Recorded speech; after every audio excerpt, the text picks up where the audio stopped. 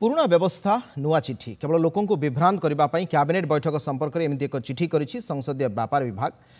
काले जो व्यवस्था चली आसी काला काला धरी जो व्यवस्था चली आसी से व्यवस्था को नहीं आउ थे चिठी लिखि कौन दर्शाइबा चाहूँगी राज्य सरकार।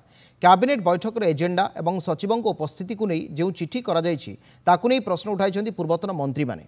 कैबिनेट बैठक में केबे भी विभागीय सचिव रहू नथिले। जो प्रसंग पर आलोचना होता आवश्यक पड़े से विभाग सचिवों को डक जाए। मुख्यमंत्री अध्यक्षत बसुवा कैबिनेट बैठक में केवल कैबिनेट मंत्री और मुख्य शासन सचिव ही रुहति। मुख्य शासन सचिवों समेत अर्थ सचिव, उन्नयन कमिशनर, कृषि उत्पादन कमिशनर उपस्थित रही। विभागीय सचिव माने पाख रूम रे बसथांती। आवश्यक पड़े से डका जाए। यह वर्ष वर्ष धरी चली आसुथिबा एक नियमित व्यवस्था बोली कहिसंती पूर्वतन अर्थमंत्री पंचानन कानूनगो। संविधान व्यवस्था अनुଯାयी व्यवस्थापिका, कार्यपालिका और न्यायपालिका निज निज लक्षण रेखा मध्य रही परस्पर को सहयोग करने आवश्यक। किंतु वर्तमान सारा देश में ए तीन जनों मध्य संघर्ष आरंभ हो जाइछि, जहाँ गणतंत्र ପାଇଁ शुभंकर नुहे बोली से कहिसंती। सेहीपरि पूर्वतन मंत्री जयदेव जेना एवं देवी मिश्र मध्य कैबिनेट बैठकर ढांचा परिवर्तन रे जो प्रचार करा जाउछि ताहा केवल एक नाटकबाजी बोली कहिसंती। कैबिनेट तो बसिबो सेतबेले सचिव माने हेटी उपस्थित रहिबे नै।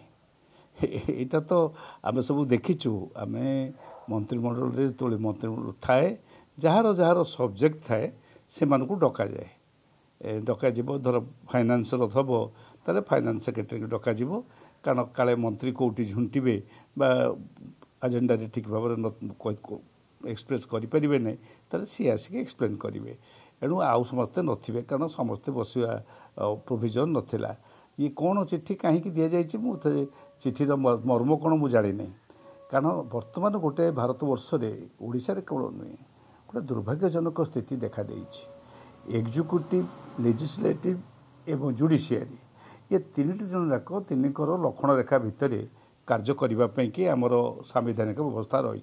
संविधान व्यवस्था अनुसार ये तीन जन जाक परस्पर को सपोर्ट करेंगे, समर्थन करेंगे, परस्पर को साहाय्य करेंगे एवं परस्पर को ठीक बाटर नवाई कि चलवाई कि कार्य करेंगे।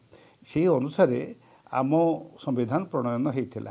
किंतु वर्तमान तो देखा देला किछि दिन है जे वर्तमान राष्ट्रपति आंक भितर जुडिशियरी भितर गोटे संघर्ष आरंभ हो गलानी।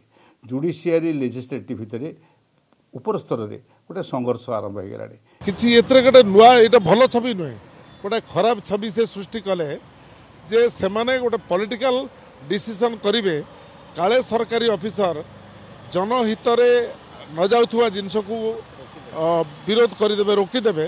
तेणु से निष्पत्ति नहीं मुझे जानी जो ढांचा कले भी कैबिनेटा लोकर काम केमती हम क्रियाशील होगा कथा सेटा तांकर दायित्व ओडिशा जनसाधारण देइछन्ते। आमे गोटे दायित्व समान विरोधी दल हिसाब से आम अपेक्षा रखीलु किंतु 11 मास रे देखुचु जे से दायित्व लोकों पाखे ठीक रे निर्वाह होने मनमानी भाव में चली।